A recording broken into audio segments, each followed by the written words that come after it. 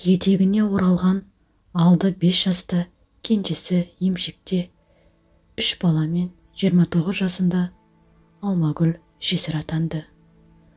Өн мен түстей Миша араласқан сол күндерді қанша еске алғысы келмесе де, алақандай ауылдың отқа май құя түсетін сөзінен бұрын небәрі 35 жасында көлік апатынан тіл тартпай кете барған Айбардың өліміне сенбейтіндей күй кешті. Бәрінен де қыршыннан қиылған жасы жанына батса да, қойшы, әйтеуір артында қалыпна балаларына бас көз болып тірі жүрмін ғой деп тәубесіне келіп қоятын. Алғашқы жылдары анасы қасында болғандықтан ба, жалғыздықтың ауыртпалығын сезіне қойған жоқ. Айдың күннің аманында таңертең ғана жолым болсын, аман есен барып қайт деп ауданға аттандырып салған Айбарынан найзағай ұрғандай қас қағымда айырылып қалады деп кім ойлаған. Жүрегі қан жылап, көздің жасына ие бола алмады. Ал жаназасын шығарып, сүйекті жер қойнына тапсырған соң, тіпті өмірден түңіліп, ешкімді көргісі келмей, ешкіммен тілдеспей, селсоқ отырған да қойған. Меңіру қалыпта тапжылмай отырған қызына тек шешесі ғана жалтақ-жалтақ қарайтынына тіпті селт етіп қоймайды. Мына түрімен күйігі ішке түсіп ауру болып қалса, балаларына кім ие болады деген ой шешесі жазғанды түрткілеп маза берер емес. Жесірлігі құрғырды өз басынан өткірген, біледі ғой, мұндайда аяушылықтан гөрі қаттырақ айтып, есін жинататын, намысын жинататын есті сөз пайдалырақ екенін жақсы түсінеді. Осы ойдың жетегінде қызына жақындап отырды да жайлап сөз бастады. Соры, бес батпан сорлы баламай, жесірліктің қамытын тым ерте кигенің ай. Бірақ жесірлік атауы тек сенің, болмаса менің ғана емес, әр әйелдің босағасынан сығалап тұрады.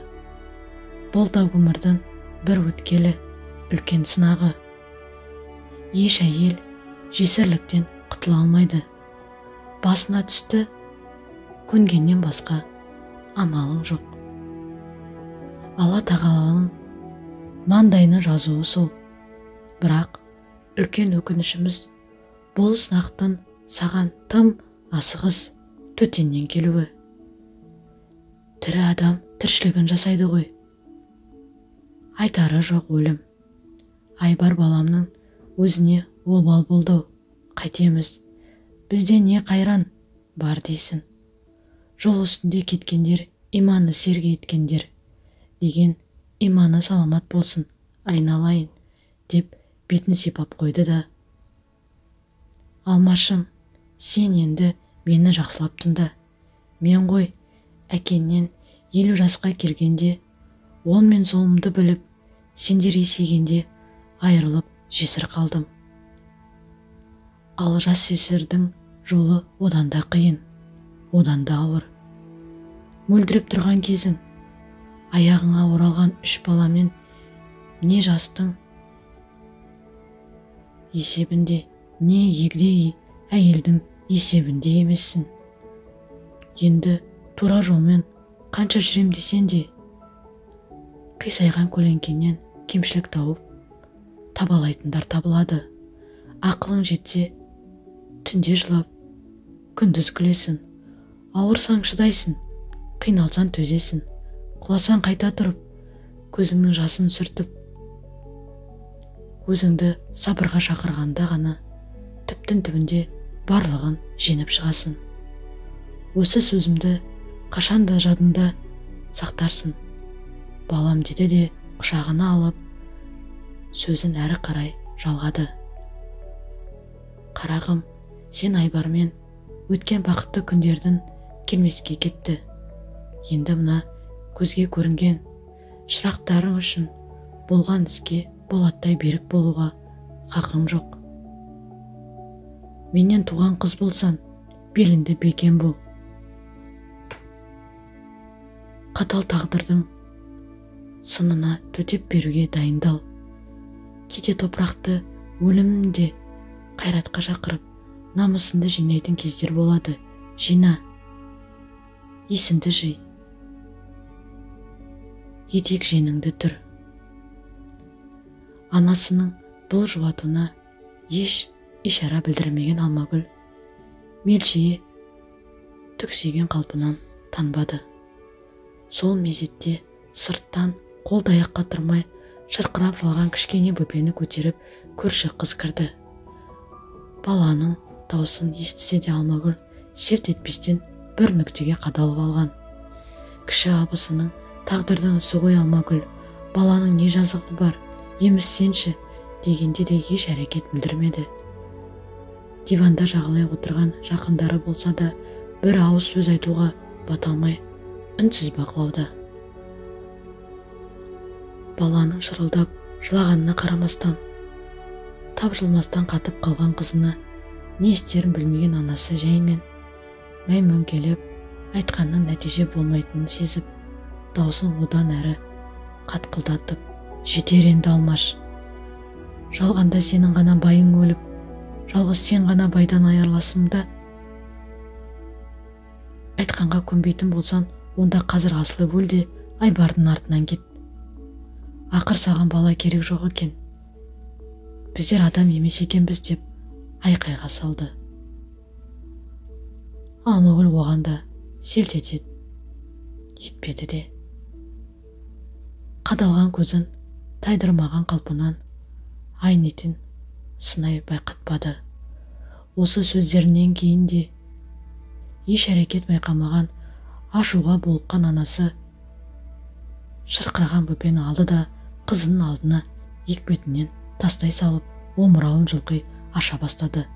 Сонда ғана қызы басын көтерді.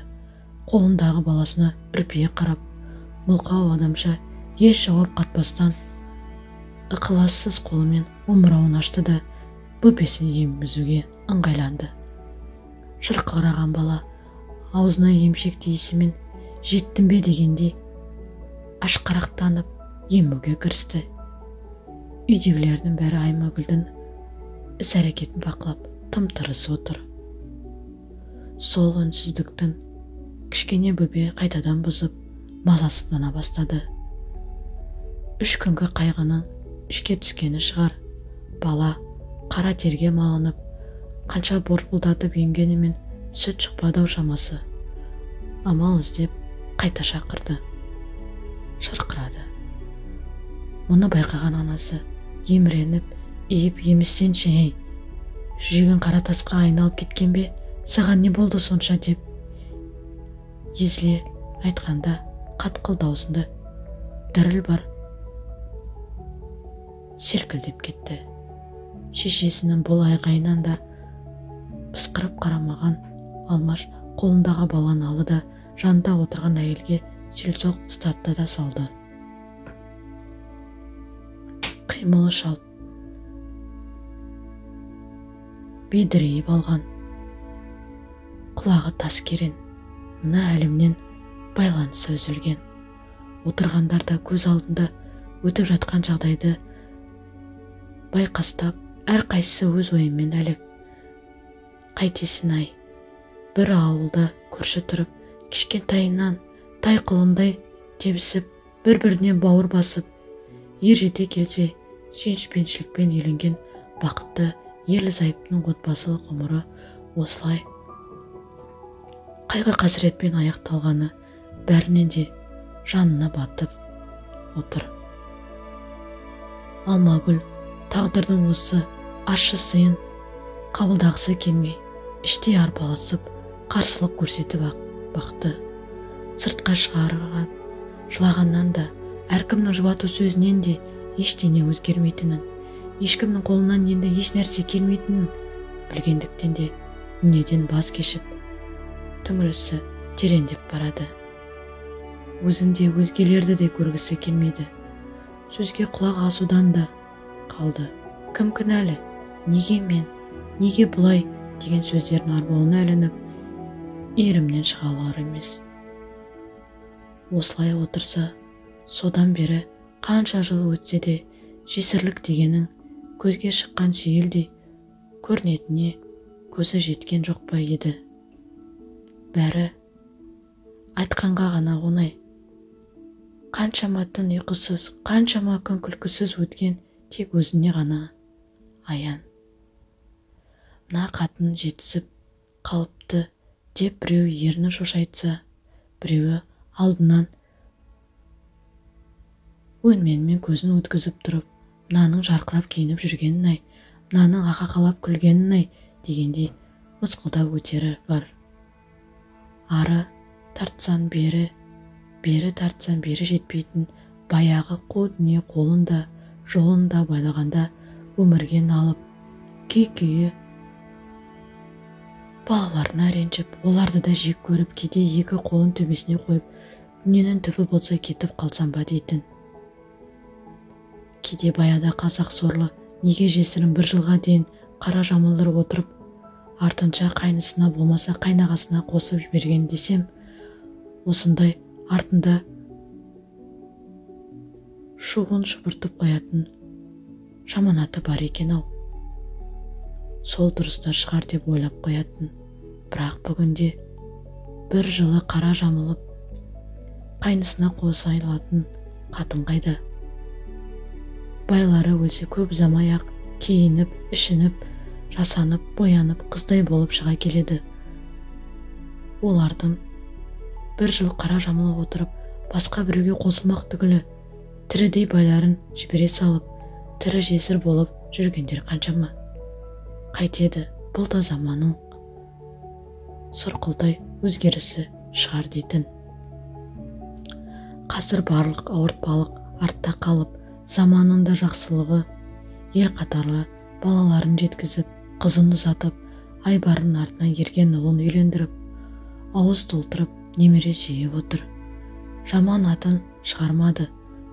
Сызып қойған сызығынан аттамағанның арқасында өзі де жақсы атқа ие. Ауылдастары да Айбардың ағайын туғандары сыйлап, алдынан қия өтпейді. Өмір ғой, бәрібір жесірліктің бір шикілігі қылан беріп қоятыны бар. Бірде Айбардың құрдас сыныптастары түгелдей Алматыға қонаққа шақырды. Өзі сияқты жастай жесір қалған Қалдығұл екеуі барсақ па, бармасақ па деп көп ойланған. Жеме-жемге келгенде баратын болып шешті. Жол жөнекей келе жатып, жесірлікті бір адамдай татқан Қалдығұл құрбысының: Алматай, енді екеуміз шақырған жерге барғанда ентелеп төрге шығуға ұмтылуды қоюымыз керек. Қанша рет байқадым, жоғары жаққа көбіне ерлі зайыптыларды отырғызып жатады. Зады қатын ер тұсында деген рас шығар деп айтқан сөзі әлі көкейінен кетпейді.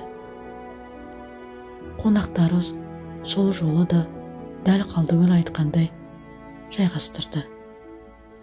Бұрын сегіз қырлы бір сырлы атақты мергеніміз, сынымыздың мақтаншысы деп Айбар екеуін қоярда қоймай төрге шығаратын.